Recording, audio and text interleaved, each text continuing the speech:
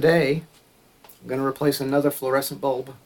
I love using this thing for a variety of projects. It being a magnifying glass, I can use this to help my aging eyes. Plus the light itself is nice to have when you're looking at something small. So if you're doing model train stuff, coins, I look at coin dates, or if just, I don't know, anything that's small. It being fluorescent, one of the things I don't really like about it is when we turn it on, is it flutters and crackles and pops and just kind of weird. So I'm going to replace it with an LED equivalent that I found on everybody's favorite shopping site. It's plastic. I prefer the plastic over the very brittle fluorescent tube glass. So we're going to take it apart. So I have the lamp set up here on my work surface with a lux meter.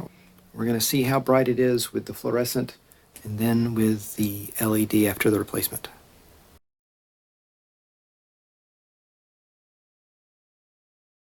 Okay, so I have a low light situation here. The only light coming in is coming from two windows, which are not directly facing the work environment. The lux meter has been zeroed out. The cover is on it. I'll remove the cover. And it registers about 7 lux. Now if we turn this on, and it's calibrated to fluorescent light. Okay, I don't know what I did. I just changed the range forward and back, and now it's sitting at about 550 lumen. Yay! So we've got a number, and we'll check this against the LED when we're done. So the power is off, or actually it's unplugged. There's the plug. Going to remove the lamp. Not a big fan of these springs, but something else I noticed is the plastic cover here for this set of connections is really unsettling. It spins. That just doesn't seem like it's a good thing. This is actually a bypass ballast replacement, and in the instructions I'm going to remove the ballast, put in some new wires, and pop in the new bulb. Alright, there are 2 screws. Look like they cover or are attached to a cover. Here.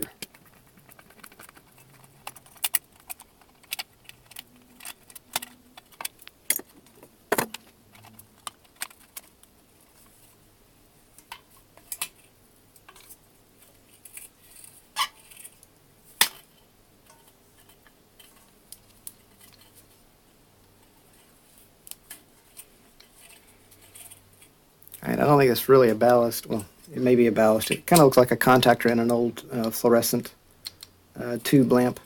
But what we're going to do is just take the power coming in, these two, and cut them loose.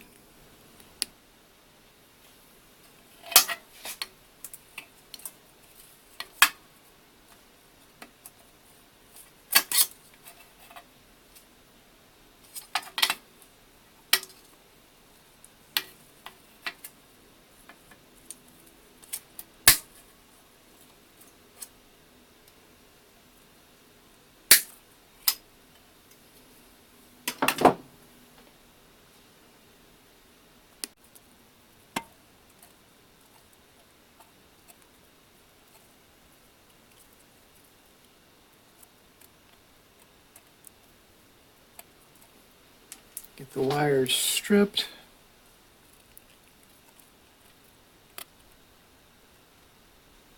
Electricity is one of those things that everybody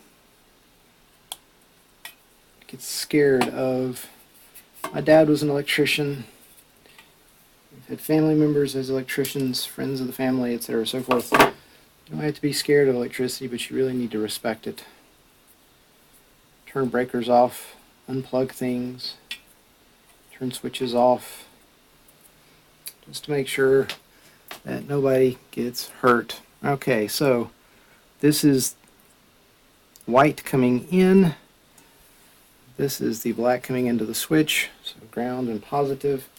Got a couple of chintzy little wire nuts. So I gave myself a little extra copper on each of these leads. I don't know why they don't come already done, but we twist the two whites together, and we twist the two grays together, and double check with the instruction. The whites are the line, and the gray is neutral. So we'll put the whites to the whites.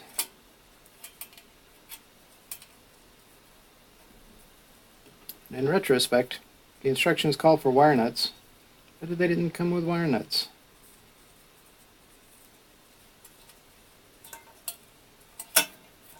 And then we'll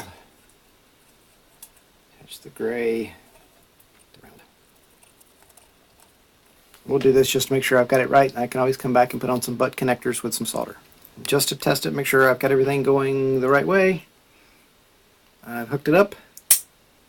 And we got light.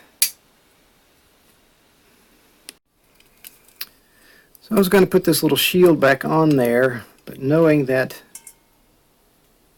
the shield is oriented this way, because this is how it was attached, right there, and knowing that the plug curvature fits to the bulb, it would be oriented this way, and that does not want to fit into that shield that way.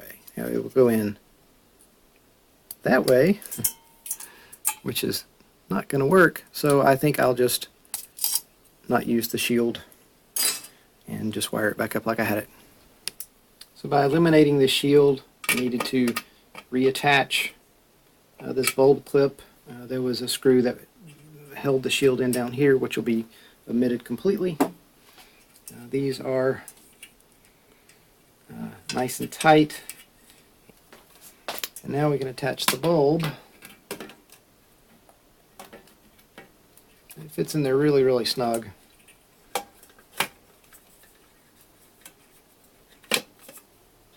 Just tuck the wires in under the lamp itself. The bulb.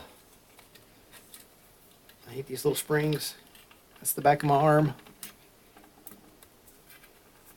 The springs always set me uneasy when dealing with fluorescent lamps because of the fragility of the glass itself. Okay, so it's back together. I will test it one more time, make sure it works, and then we'll do a lumen test. So I set my lux meter back up underneath the lamp, and I measured originally. It's about 17 inches from the tabletop, and we're pretty close, about the same. Okay, I'll use my handy dandy remote. Turn off all the ambient lights in the room and the overhead lamp, and turn this on. Again, the only light coming in is from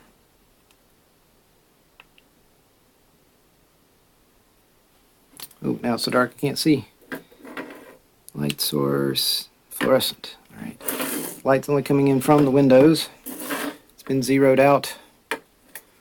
Open it up, and it's sitting at about 2 lumen. And before we were sitting at 7, it was a little bit earlier in the day, not as much cloud cover, yada yada.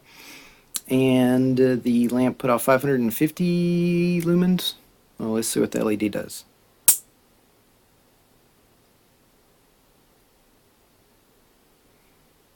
$1,200. So considerably brighter. I mean, I can tell a difference just from being here. And just to make sure, I'll flip the switch, and yep, 1,200. Forward and back. And now so substantially more light. I didn't expect that. I wasn't anticipating that. I don't remember that when I bought the bulb. I just bought the bulb because it was an LED, and I hate fluorescence. So there's my new LED magnifying glass and my remote lights, like what I used in the shop. All LEDs. nice and bright, plus the magnifying glass. And now I can work on those tiny little projects without having to worry about a fluorescent flickering. All in all, I think that took about 15 minutes, and that was with me going to get the tools and finding the wire nuts and cutting stuff off camera and putting it all back together, so not too bad. Here's the product that I used. Got it on Amazon, and you'll find the link for it down below. Most of the newer models of lights like this already come with LEDs. This was one I've had for about 15 plus years. So slightly older technology, but you can find them all over the place. Yard sales, Goodwill. I'm really embarrassed. I just looked at the date when I bought this bulb. It was in 2018. So yeah, time slipped away from me a little bit. Finally got around to replacing the bulb. It was 30 bucks. The ad now says that it requires a ballast, but the instructions specifically say to remove the ballast. But you can find it online here and below. Thanks for watching. I hope you enjoyed it. Too many hobbies, not enough time. It's a theme song, y'all.